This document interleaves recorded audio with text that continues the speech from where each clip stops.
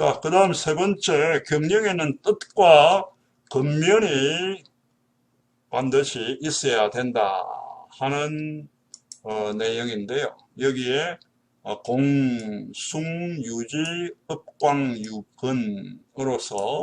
공적을 높이는 일은 뜻에 달려있고 업적이 없어지는 것은 업적이 없어지는 게 아니라 업적이 죄송합니다. 넓어지는 것은 겉면에 달려있다 라는 의미로 서경이라고 하는 고전에 나오는 말입니다. 공을 높이는 데는 뜻, 이 말은 높은 공적을 쌓아 올리기 위해서는 첫째, 확고한 뜻을 세울 필요가 있다는 말입니다. 거꾸로 말하면 뜻이 서 있어야 비로소 높은 공적을 남길 수 있다는 그런 의미입니다. 또 업을 넓히는 데는 겉면, 이것은 폭넓은 업적을 쌓기 위해서는 겉면해야 된다 하는 의미입니다. 즉 일을 하고 나서 그 나름의 성과를 기대하기 위해서는 뜻과 겉면 이 두 가지가 필요하고 어느 한쪽이 없어도 그 결과는 좋을 수 없다 하는 그러한 내용입니다. 먼저 이 뜻에 대해서 생각해 보겠습니다. 무엇을 위해서 우리가 경영을 하는가? 뜻이란 도대체 뭐냐? 새삼스럽게 질문을 받으면 참 답하기가 어렵지만은 굳이 말한다면 첫째 목표를 세우는 것입니다. 하지만 이것만으로는 충분하지 않습니다. 거기에 목표를 실천하고자 하는 강한 의지, 이 두 가지 합한 것이 뜻이라고 볼 수가 있고, 좀 더 쉽게 설명을 하면은 목적의식이라고 해도 좋겠습니다. 이것이 없으면 어떻게 되겠습니까? 양명학을 주장한 이 양왕명이 아주 적절하게 말하고 있습니다. 뭐라고? 뜻을 세우지 않으면은 다시 없는 배, 재갈이 없는 말과 같아. 정처 없이 떠돌아 헤매는 행동에 빠져 마지막에 이르는 곳은 어디겠는가? 이해가 되시겠죠? 확고한 뜻이 서 있지 않으면은 다시 없는 배, 재갈이 달려 있지 않은 말과 같은 것으로서 흐르는 대로 떠 있을 뿐 어디에 닿을지 모른다 하는 그러한 말입니다. 이를테면 우리의 인생에 대해서 살펴보면은 무엇을 위해 가지고 사는가? 뜻이 확고하게 서 있지 않으면은 이쪽으로 흔들거리다가 저쪽으로 흔들거리다가 끝나고 나면은 무엇을 위한 인생이었나라고 후회하는 일만 남을지 모른다는 의미입니다. 역경에 처했을 때 그것을 극복하는 마음이 있어야 되겠죠.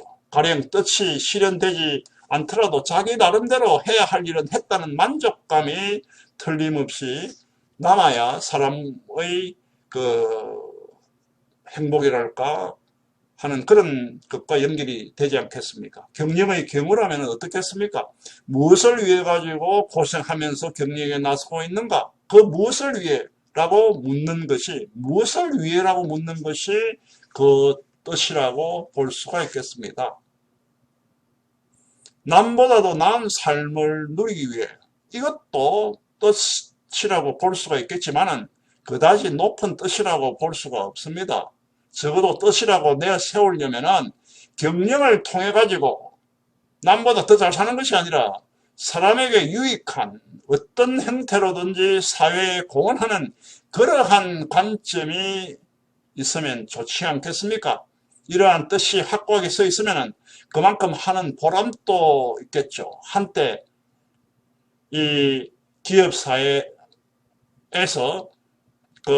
빈번하게 발생했던 이 불상사도 이러한 뜻을 확고히 했더라면 좀 줄어들지 않았겠느냐 하는 그런 생각도 할 수가 있겠습니다.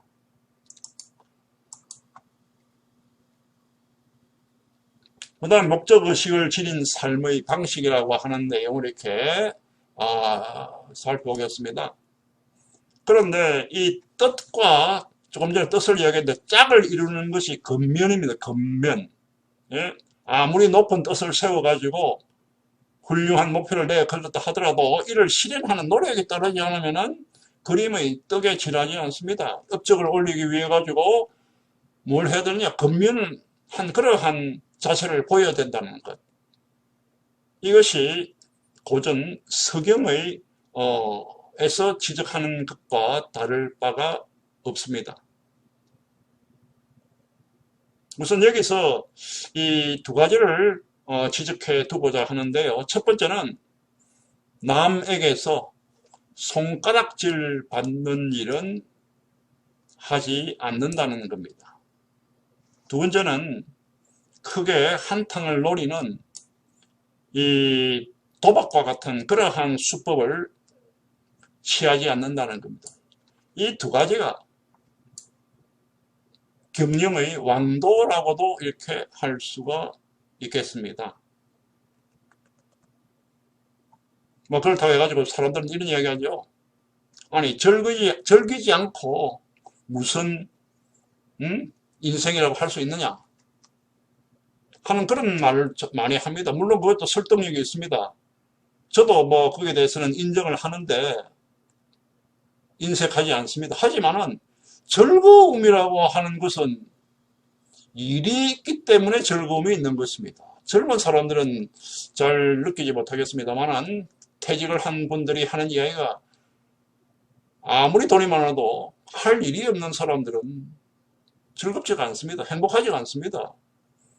즐거움이라고 하는 것은 일이 있기 때문에 즐겁다는 것입니다. 즐거움이 있다는 겁니다. 일을 내팽개치고 즐거움만 추구하면은 즐거움이 아닌 뭐랄까 이 힘든 것이 되어버린다는 것이죠. 따라서 요는 일과 즐거움 이 두 가지의 밸런스를 어떻게 조절하느냐 하는 것입니다.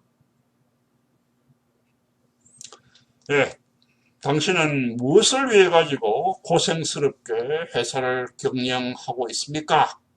라는 질문을 받고 즉시 답할 수 있는 경영자가 몇 사람이나 있겠습니까? 당면한 이익을 확보하기 위해서 매출을 늘리기 위해서 이렇게 말하면은 지나치게 참 뜻이 낮다고 할 수가 있겠습니다. 굳이 말하면은 얻은 이익을 어떻게 쓰는가, 매출을 통해 가지고 올린 이익을 어떻게 쓰는가로서 이 질문으로서 그 사람의 뜻을 파악할 수가 있습니다. 뜻이라고 하는 것은 함부로 남에게 알려야 하는 것이 아닙니다. 하물며 이 뜻을 자랑해야 하는 것도 아닙니다. 하지만은 자신 속에 확고히 지니고 있어야 할 것이 뜻입니다. 그래서 경영자는 이따금 이 뜻에 대해서 자신의 경영의 목적의식에 대해서 종종 확인을 하는 것이 바람직하다고 생각을 합니다. 자, 그 다음에 마지막으로 경영의 이념 중에서 우리가 살펴볼 수 있는 것은 이익 추구는 이로써 제동을 걸어라. 이 발음이 이가 정확하게 맞는지 모르겠습니다. 제가 경상도 쪽의 출신이기 때문에 참 발음이 가끔 틀리는 경우가 많이 있습니다. 여기 나오는 것은 명작에 나오는 말로서 구, 위, 후, 일, 이선리, 불탈, 불렴. 이 말은 이를 뒤로 하고 아를 먼저 하면은 빼앗지 아니하고는 만족하지 못한다 하는 그런 뜻입니다. 맹자에 나오는 말인데요. 이를 뒤로 하고 이익을 우선으로 여긴다면 그 결과는 남으로부터 빼앗아 버리지 않으면 만족하지 못하게 된다는 말입니다. 다소 극단적인 견해로 생각되는 점도 없지 않지만은 그런 일면이 있다는 점을 부정할 수도 없습니다.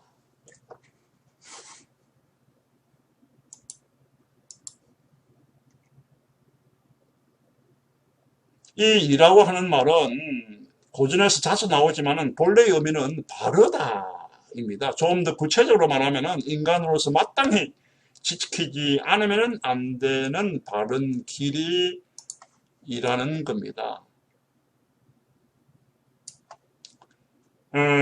맹자에 이런 말이 나옵니다. 이는 사람의 마음이다. 이는 사람의 길이다. 라는 유명한 말이 있습니다.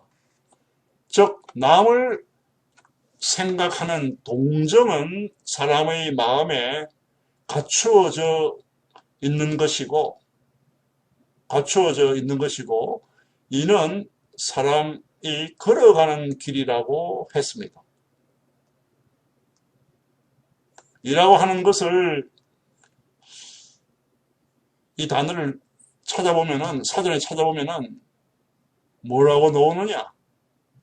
사람의 행동이 도덕이나 윤리에 걸맞는 것이다 라는 설명이 나와 있습니다. 꼭 맞다고는 할 수 없지만은 그렇게 해석을 할 수가 있습니다. 맹자에 따르면은 이 일을 망각하고 이익 추구만 힘을 쏟는다면은 빼앗지 않으면 만족하지 못한다라고 합니다. 이 말은 결국에는 파멸을 면치 못한다는 말입니다. 그렇게 되지 않기 위해서는 어떻게 하면 좋을까? 거꾸로 말하면 이걸 추구할 때는 이 일을 반드시 염두에 두어야 된다 하는 말입니다. 공자 맹자가 추천한 유교의 가르침은 이익 추구를 부정하고 있는 것은 아닙니다. 그렇게 오해하는 사람들도 있습니다만은 그렇지 않습니다. 확실히 이 그들의 발언 중에 공자 맹자의 발언 중에 그런 오해를 주는 듯한 말이 없지는 않습니다. 근데 공자는 이렇게 말을 하고 있습니다. 이에 빠져 행하면은 원한이 많다. 이 말은 자신의 이익만 추구하고 있으면 남의 원한을 사는 일이 많다는 말입니다. 남의 원한을 사면 언젠가 어디에선가 발목이 잡힌다. 결국 한때는 기분이 좋아도 오래 가지 못한다는 말입니다. 또 명자는 이렇게 말했습니다. 상하가 연이어 이를 빼앗으면 나라가 위태롭다 라고 이렇게 말을 한 바가 있습니다. 위도 위에 있는 사람이나 아래에 있는 사람이나 이익만을 추구한다면 나라가 망한다는 말입니다. 내 몸을 파멸시킬 뿐만이 아니라 나라와 사회까지 엉망으로 만들어 버린다는 말입니다. 이 점은 우리가 굳이 설명을 안 해도 잘 이해가 될 것입니다. 좀 이 말에 대해서 조금 더 생각해 보면은 이익 추구 그 자체를 부정하고 있지 않다는 점인데요. 사람들이 한결같이 자신의 이익만을 추구해 나선다면은 자기 몸을 파멸시키는 사람도 나올 것이고 사회도 아주 혼란스럽게 된다는 점을 강조하는 내용입니다.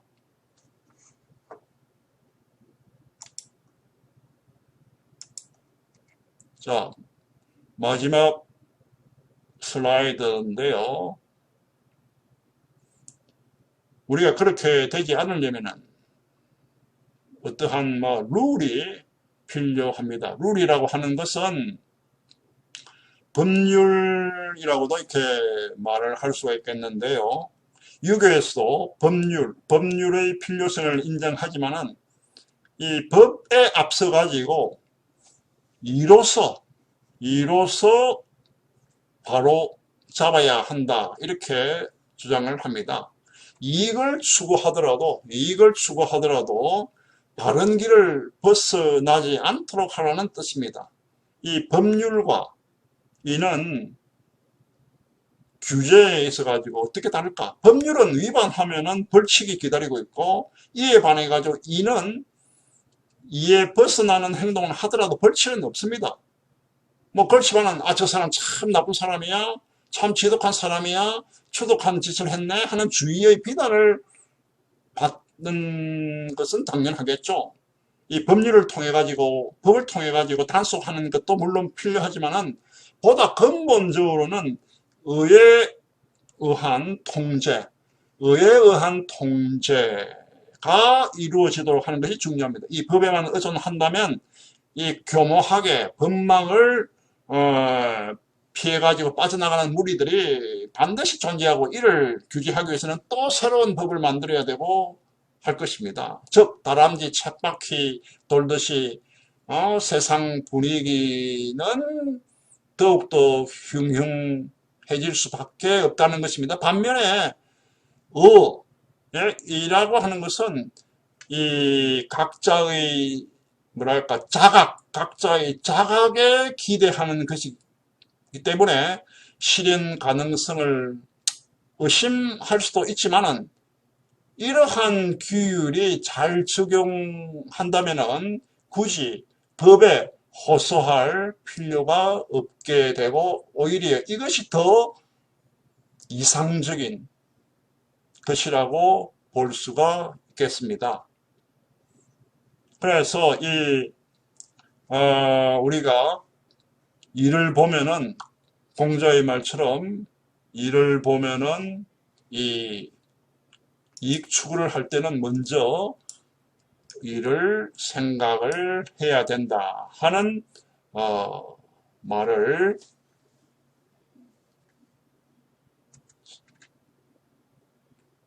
우리가 유념을 해야 될 것입니다. 이익을 추구할 때는 이를 벗어나지 않는 것이 좋다는 것. 그렇게 하는 것이야말로 건실한 경영의 방침이라고 볼 수가 있겠습니다. 여기 지금 우리가 경영의 이념으로서 살펴본 것이요, 크게 네 가지였습니다.